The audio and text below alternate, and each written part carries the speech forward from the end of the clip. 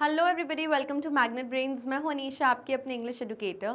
और आज मैं स्टार्ट करने वाली हूं क्लास 6 इंग्लिश की जो आपकी पूर्वी बुक है, उसका यूनिट 3 नर्चरिंग नेचर का जो आपका चैप्टर है व्हाट अ बर्ड थॉट। इसका आज हम देखने वाले हैं एनसीईआरटी सॉल्यूशंस इस पूरी पोएम के।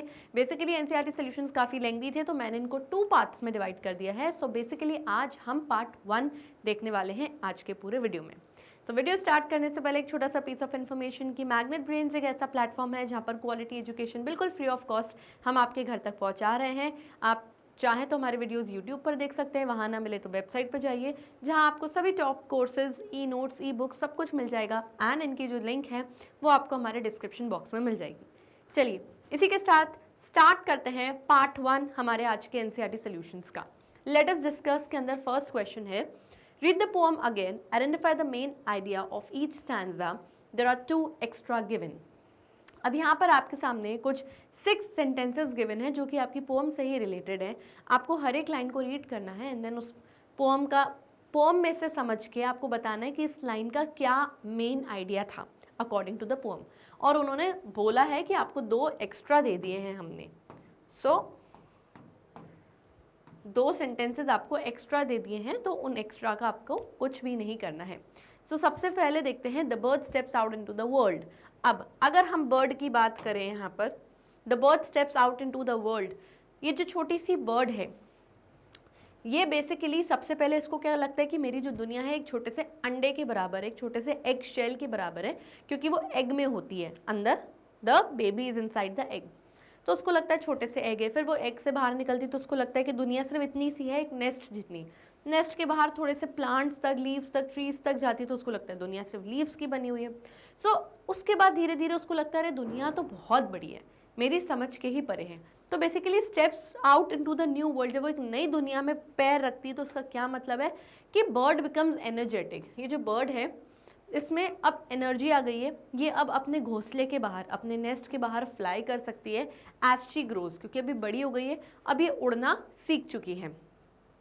And flies to discover things for her self, और अपने लिए उड़ती है ताकि वो अपने लिए नई नई चीज़ें डिस्कवर कर सके। Next, the bird lived happily in a small world. Bird जो थी बहुत छोटी सी अपनी दुनिया में बहुत खुशी से रह रही थी। तो इसका मतलब ये है कि जो बर्ड है वो बहुत खुशी से, the bird lives happily and secures in her nest, यानी अपने छोटे से नेस्ट, अपने छोटे से घोंसले में जब वो अंडे से बाहर निकल के आई तो बहुत खुशी से और बहुत सेफली अपनी मदर के साथ रह रही थी। Next, the bird becomes blind due to leaves. जो बर्ड है वो बहुत सारी लीव्स, बहुत सारी पत्तियां देखकर ब्लाइंड हो गई, मानो जैसे अंधी हो गई, इसको कुछ दिखाई नहीं दे रहा था।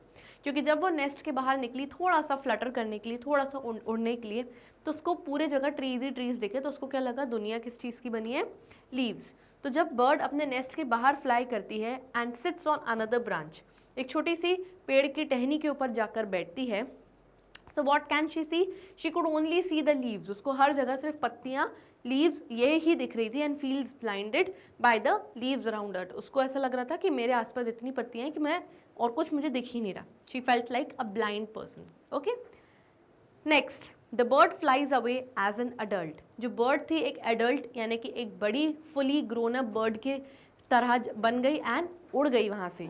तो इसका मतलब ये है कि as an adult she flies into the wide world, यानी अब वो बड़ी हो गई है, उड़ना जान गई है, खुले आसमान में उड़ती है वो, और अब वो अपने वाइड वर्ल्ड यानी अपनी बड़ी सी दुनिया में खुद जाती है और उड़ती है। Next, the bird is unhappy with the strawness. अब यहाँ पे एक्स्ट्रा सेंटेंसेस जो उन्होंने बोले थे कि 2 एक्स्ट्रा हैं, तो ए एंड बी यहाँ पर कुछ एक्स्ट्रा दिए हुए हैं। The bird is unhappy with the straw nest. जो स्ट्रॉ से बना हुआ नेस्ट है, बर्ड उससे नाखुश है, तो ऐसा बिल्कुल भी नहीं है। द बर्ड इज हैप्पी, तो ये गलत सेंटेंस दिया है हमने उसको, जो एक्चुअली पोम के अकॉर्डिंग सही सेंटेंस है, सही बात है, वो हमने लिखी कि ऐसा बिल्कुल अनहैप्पी नहीं है, वो खुश है, वो अपने नेस्ट में बहुत हैप्पी है with her mother. Next, the bird lived in a cosy nest with its mother.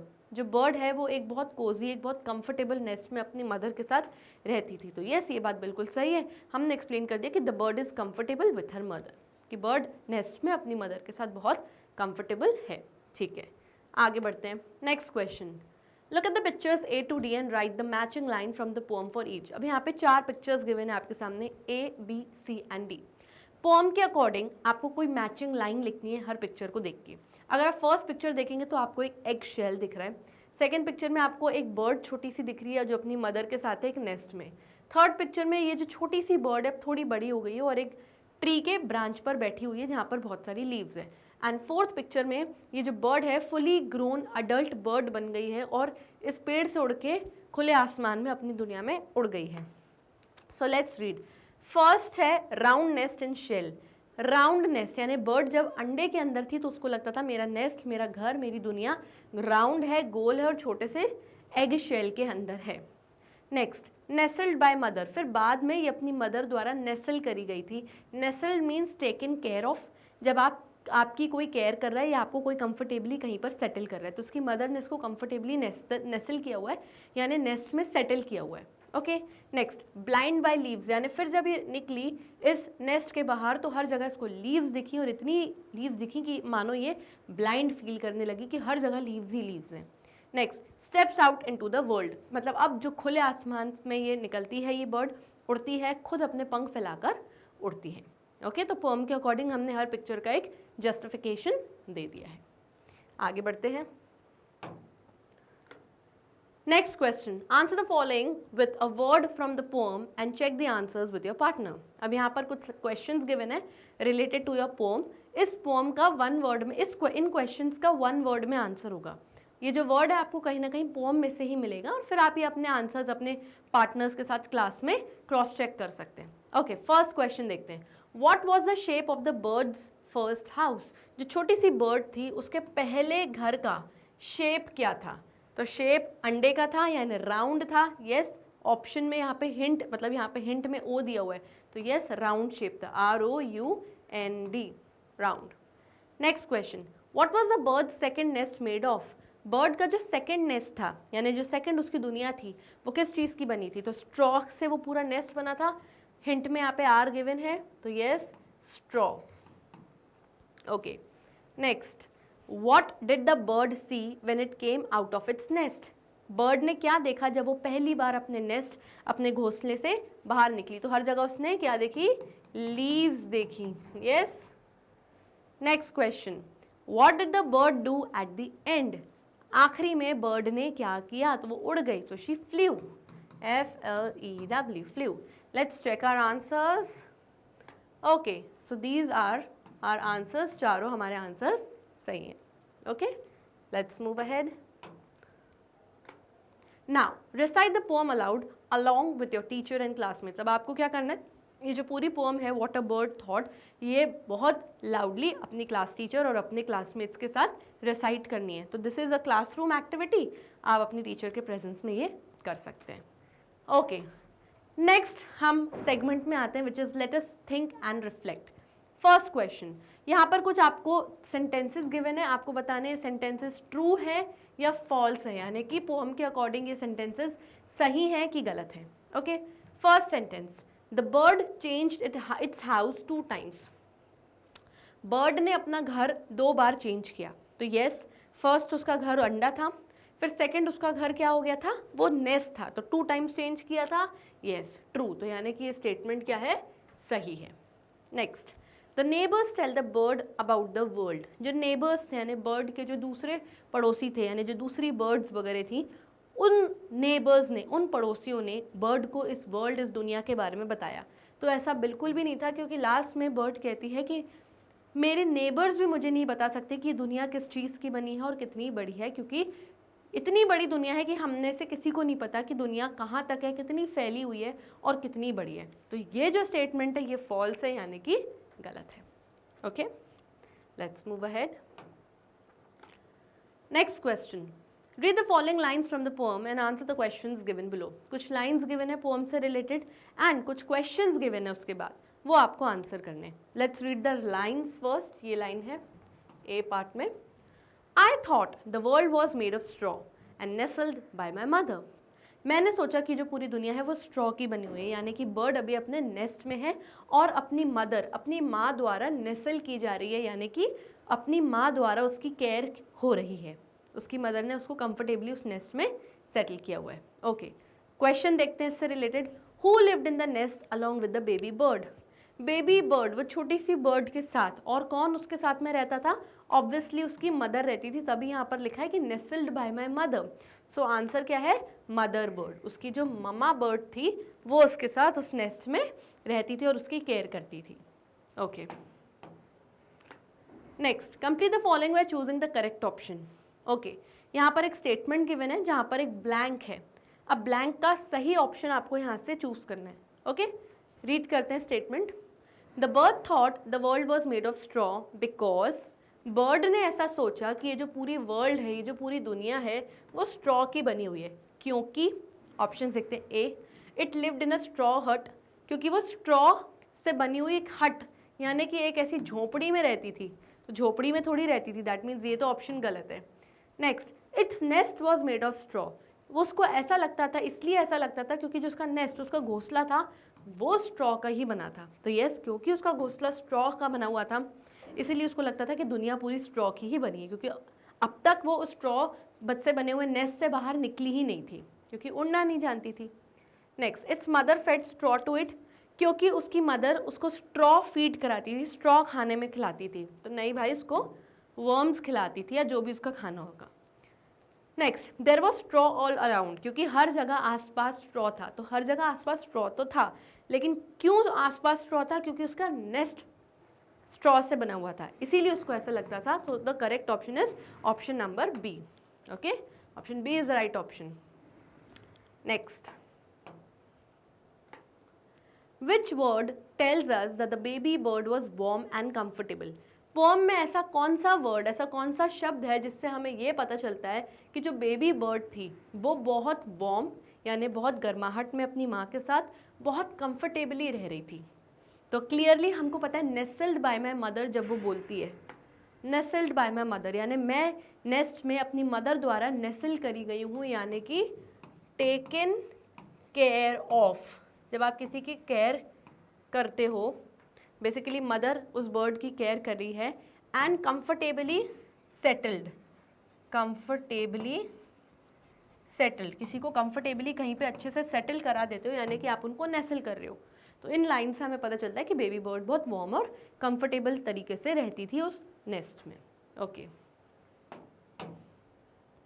Next, अब अगेन यहाँ पे न्यू सेट ऑफ लाइन्स है, पोएम से रिलेटेड रीड करनी है एंड देन उससे रिलेटेड क्वेश्चंस का आंसर करना है। Let's read the lines. I said the world is made of leaves, I have been very blind. मैंने कहा कि जो पूरी दुनिया है वो लीव्स यानी सिर्फ पत्तियों की बनी हुई है। अब तक मैं कितनी ब्लाइंड थी, यानी मैं अब तक कितनी अंधी थी कि मुझे पता ही नहीं कि अरे दुनिया स्ट्रॉ की नहीं, दुनिया तो लीव्स की बनी है। क्योंकि इस बार वो पहली बार थोड़ा सा उड़ के अपने नेस्ट से बाहर निकली और किसी ट्री की ब्रांच यानी कि टहनी पे जाके बैठी, तो उसको हर जगह ट्रीज आसपास है तो लीव्स ही लीव्स दिख रहे हैं। ओके, सो क्वेश्चन देखते हैं। Why did the bird think the world was made of leaves? Bird ने ऐसा क्यों सोचा कि जो पूरी दुनिया है वो किस चीज़ की बनी हुई है? लीव्स यानी पत्तियों की बनी हुई है।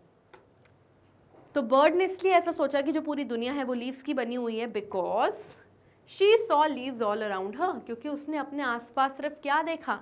सिर्फ लीव्स ही लीव्स, पत्तियां ही पत्तियां। घने पेड़ के बीचों बीच कहीं टहनी पे जाके वो बैठी होगी, जिस वजह से आसपास हर जगह सिर्फ लीव्स ही लीव्स उसको दिखी। Okay, next, what does the set of words I said mean? अब अगर आप यहाँ पे सेंटेंस देखेंगे, यहाँ पे आई सेड लिखा है यहाँ पे, तो ये जो आई सेड है, आई सेड का मतलब क्या है वो आपको इन ऑप्शंस में से चूज करके बताना है। किसका मतलब बताना है? I said. क्या आई सेड का मतलब फ्ल्यू होता है? तो फ्लाई का पास्ट टेंस होता है फ्ल्यू यानी उड़ना, सेड यानी कोई चीज़ बोलना, फ्ल्यू यानी उड़ना। क्या कोई मीनिंग मैच हो रहा है? नो, नहीं होगा। शाउटेड यानी चीखना, सेड यानी बोलना, शाउटेड यानी चीखना, दोनों ही डिफरेंट मीनिंग्स, तो ये भी इससे मैच नहीं हो रहा। स्पोक यानी स्पीक का पास्ट टेंस होता है स्पोक, तो स्पोक यानी कोई चीज़ बोली गई। तो यस, आई सेड यानी आई स्पोक, बोला गया। तो इन दोनों के मीनिंग्स क्या मैच हो रहे हैं? यस, मैच हो रहे हैं। ऑप्शन डी, लास्ट ऑप्शन कहता है क्राइड। क्राई यानी रोना, रोने का पास्ट टेंस, क्राई का पास्ट टेंस होता है क्राइड। तो बोलने और रोने में बहुत फर्क है, तो दोनों मीनिंग्स बिल्कुल भी मैच नहीं हो रहे। That means the right option is option number C, that is spoke. Okay, next, fill in the blanks to complete the sentence. अब यहाँ पे सेंटेंस गिवन है, 2 ब्लैंक्स से आपको फिल अप करने। Let's read the sentence. The bird felt that I had been very blind because it could not dash the leaves from dash the nest। Bird को ऐसा लगा, ऐसा फील हुआ कि मैं कितनी ब्लाइंड, कितनी अंधी हूँ। क्यों? क्योंकि वो dash the leaves from dash the nest, क्योंकि वो लीव्स को शायद नहीं देख पाई अपने नेस्ट के अंदर से। Because it could not C the leaves, क्योंकि अब तक वो लीव्स को आज तक देख ही नहीं पाई थी अपने नेस्ट के अंदर से, यानी कि इनसाइड। तो ऑप्शंस में हिंट में उन्होंने यहाँ पे एन और ई भी गिवन दिया है, तो जिससे पूरा वर्ड क्या बन रहा है? Inside. So the right answers are C and inside. Let's check our answers. Yes, correct. Okay, next question. Why did the baby bird think that its first world was small, round and blue? Baby bird ने, जो छोटी सी वो baby bird है, उसने ऐसा क्यों सोचा कि जो उसकी पहली दुनिया है वो बहुत छोटी सी है, राउंड यानी गोल है, और ब्लू कलर की है? तो इसलिए सोचा क्योंकि अब तक वो बर्ड अंडे में से ही बाहर नहीं निकली थी, और जो उसका एग शेल था वो अंदर से उसको गोल, छोटा सा और ब्लूइश कलर का दिख रहा था। इसलिए उसको क्या लगा कि दुनिया सिर्फ इतनी ही है, क्योंकि वो उस अंडे में अब तक अंडे से बाहर नहीं निकली है। तो the baby was in the egg shell. जो बेबी बर्ड थी वो किसके अंदर थी? एग शेल, यानी अंडे के उस शेल के अंदर थी, अब तक हैच होके बाहर नहीं आई थी। Which was small, round and blue. और क्योंकि वो एग अंदर से बहुत छोटा था, राउंड इन शेप था और ब्लूइश कलर का था, इसलिए उसको लगा कि मेरी दुनिया इतनी सी है। फिर बाहर आई तो लगा अरे नेस्ट जितनी है। यस, जैसे जैसे दुनिया में वो एक्सप्लोर करी थी वैसे वैसे उसको दुनिया बड़ी लगती जा रही थी। Okay, next. Where did the bird go when it fluttered from its straw nest? अब बर्ड जब पहली बार अपने स्ट्रॉ से बने नेस्ट में से फ्लटर करी तो वो पहली बार कहाँ गई? अब फ्लटर का मतलब क्या होता है? फ्लटर का मतलब सिर्फ थोड़ा सा आप उड़ के गए हो, मतलब कुछ थोड़े से आप उड़ के पंख फड़फड़ाते हुए, उड़ते हुए कुछ पहली बार आप उड़े हो। अभी आपको कंप्लीटली उड़ना आता नहीं है, पर थोड़ा सा आप उड़ के आगे तक उड़ के गए हो। तो बर्ड सबसे पहले अपने नेस्ट में से जब निकली, फ्लटर करके पहली बार उड़ के जब निकली, तो वो कहाँ गई? तो it flew into the world to discover things about the world herself. तो बर्ड थोड़ी सी दुनिया में बाहर निकली। एक बर्ड वो जो एक ट्री के ब्रांच पे जाके बैठी, जहाँ पर उसको सिर्फ क्या दिखी? उसको सिर्फ लीव्स दिखी। तो वो जब फ्लटर करके निकली थी तो सबसे पहले वो कहाँ गई थी? लीव्स पे बैठी थी, एक ट्री के ब्रांच पे जाकर बैठी थी, एक पेड़ की टहनी पर जाके बैठी थी, जहाँ से उसको लीव्स ही लीव्स दिख रही थी, और खुद से अपनी दुनिया को डिस्कवर करने का ये उसका फर्स्ट स्टेप था। Okay, next. What quality did the bird see it had when it flew away?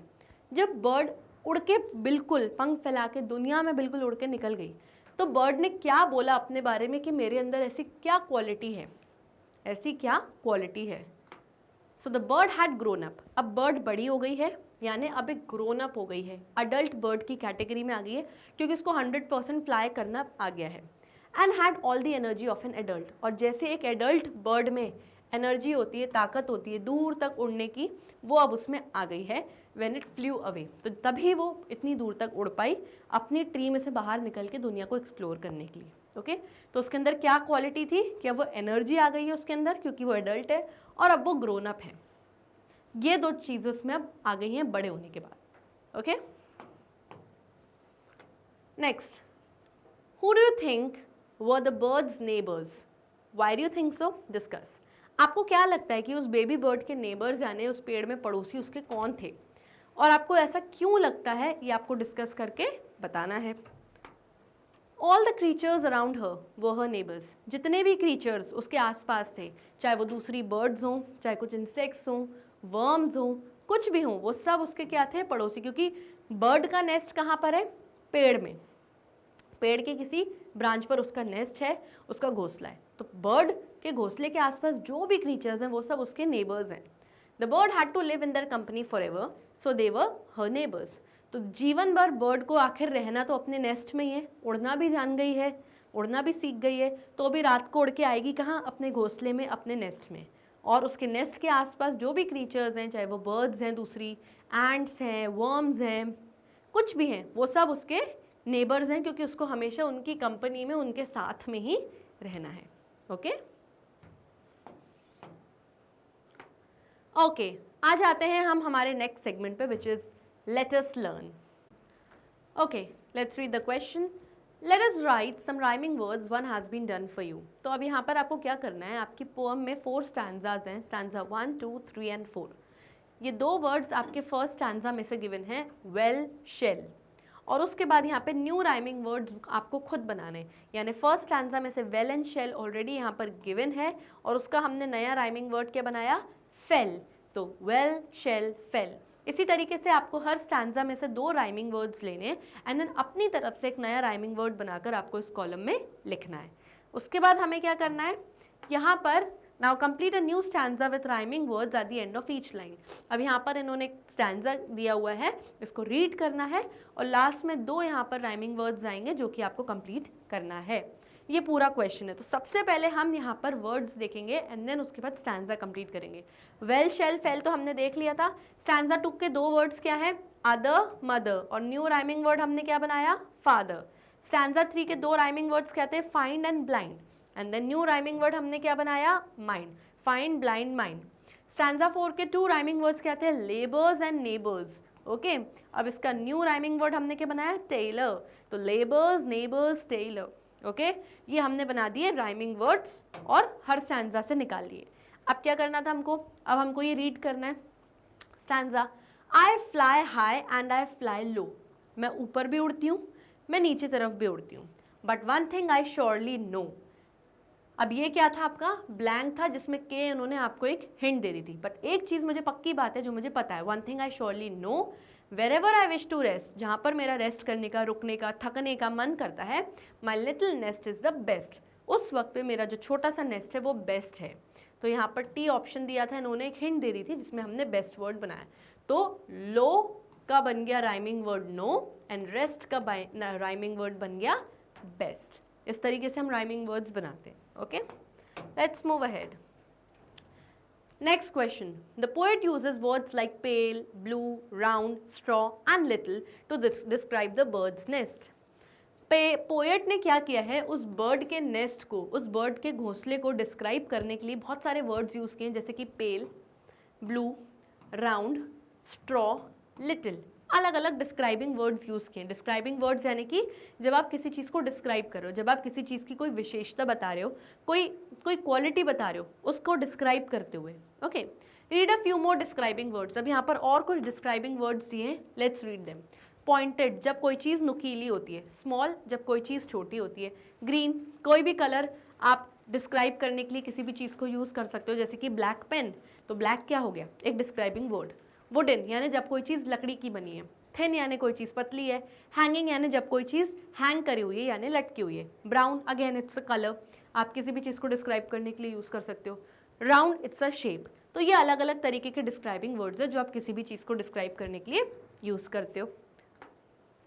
Now what you have to do, use the describing words given in the box to create 6 sentences based on the given picture.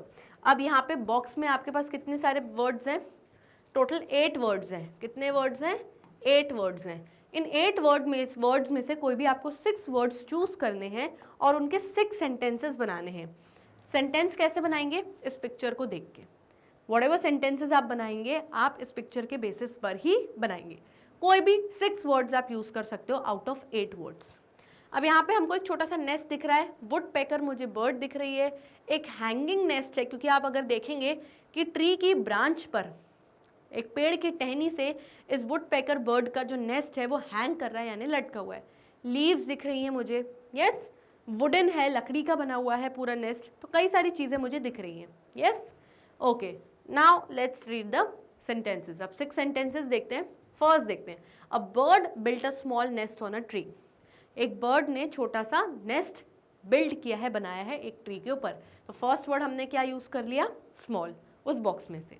Next, the tree is full of green leaves. जो tree है वो हरी पत्तियों से, green leave से भरा हुआ है। तो सेकेंड वर्ड हमने यूज क्या किया, green.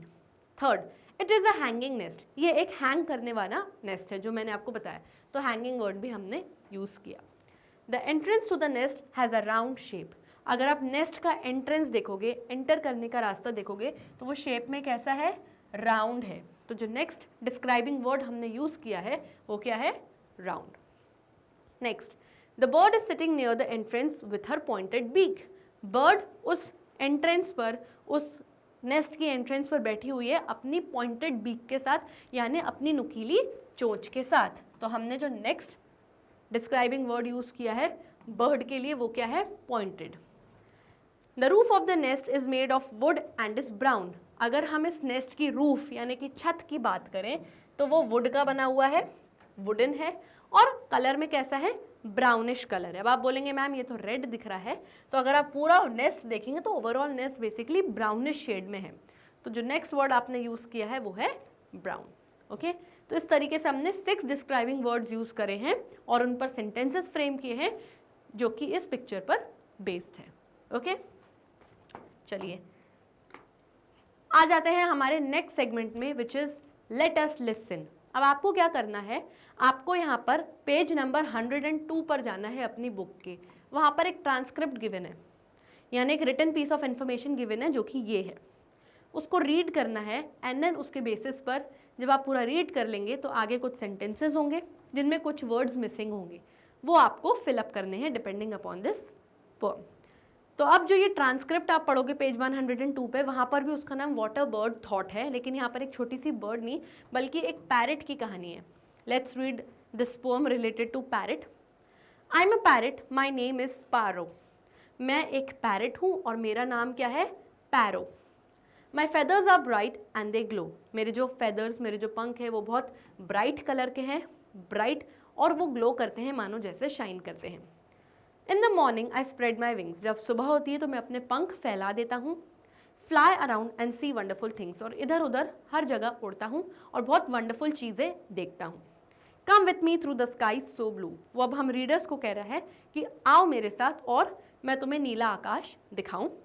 To places old and places new, कुछ पुरानी चीज़ों, पुरानी जगहों पर ले जाऊंगा और आपको कुछ न्यू प्लेसेस पर भी घुमाकर आपको लेकर आऊंगा। Among the trees with the breeze is light. वो कहता है कि ट्रीज के बीचों बीच, अमंग द ट्रीज यानी बड़े बड़े जो ट्रीज हैं उनके बीचों बीच, क्योंकि ट्री क्या होता है, बहुत घना होता है, लीव्स से भरा हुआ रहता है, तो वहाँ पर जो ब्रीज होती है यानी जो ठंडी हवा होती है वो बहुत लाइट होती है, यानी तेज़ हवा नहीं होती पेड़ के बीच में, क्योंकि पूरा किससे कवर्ड है, लीव्स से, घना होता है तो अंदर हवा इतनी ज़्यादा नहीं होती। Many news stories, oh what a site. Many news stories यानी पेड़ के अंदर, जब आप बीचों बीच घने पेड़ के अंदर जाओगे तो वहाँ हवा भी कम है और आपको मैनी न्यू स्टोरीज यानी बहुत नई नई चीज़ें देखने को मिलती हैं। नेस्ट देखने को मिलता है, छोटे बर्ड्स दिखते हैं, इंसेक्ट्स दिखते हैं, वर्म्स दिखते हैं, बहुत सारी चीज़ें। एंड वो कहता है ओ व्हाट अ साइट, क्या तो वो नज़ारा होता है। Okay, so this is all about your transcript. अब there are few sentences given इसी पैरो वाले ट्रांसक्रिप्ट पर बेस्ड। अब आपको उसका ब्लैंक्स को फिलअप करना है। Okay, I am a parrot, my name is पैरो, माई फेदर्स आर, इसके फेदर्स कैसे थे, ब्राइट, हमने बिल्कुल रीड किया था, तो उसके फेदर्स कैसे थे, bright and they glow. In the morning I spread my wings, dash around and see wonderful things. तो वो फ्लाई अराउंड करता था और नई नई चीज़ें देखता था। तो वर्ड क्या है, फ्लाई। अगर आप पीछे देखेंगे तो आपको यहाँ पर वर्ड दिखेगा फ्लाई। आपको मिसिंग वर्ड्स लिखने, बस दैट्स इट, और कुछ नहीं करना। Come with me through the sky so blue, क्योंकि आसमान कैसा था, blue. To places old and places new. Among the dash where the breeze is light. अब ब्रीज लाइट कहाँ होती है, हवा कम कहाँ होती है, ट्रीज के बीचों बीच। मैनी न्यू स्टोरीज, ओ वाटर साइट, आपको बहुत नई कहानी यानी बहुत नई चीज़ें देखने को मिलेगी। और वाटर साइट यानी वो तो क्या नज़ारा होता है। ओके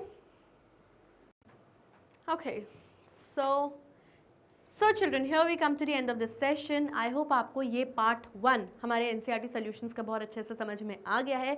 एनसीईआरटी सॉल्यूशंस अभी ख़त्म नहीं हुए हैं, आपको वेट करना है हमारे पार्ट 2 का। पार्ट 2 मैम ने बिल्कुल रेडी कर लिया and it's almost there for you guys. So part 2 में पूरा रिमेनिंग एनसीईआरटी सॉल्यूशंस का पोर्शन आपको मिल जाएगा। चाहे तो वीडियोज़ आप यूट्यूब पर देख सकते हैं, वहाँ ना मिले तो वेबसाइट पर जाइए, वहाँ पर आपको सभी top courses, e notes and e books मिल जाएंगे, जिनके लिंक्स आपको हमारे डिस्क्रिप्शन बॉक्स में मिल जाएंगे। तब तक के लिए stay tuned, bye bye and take care.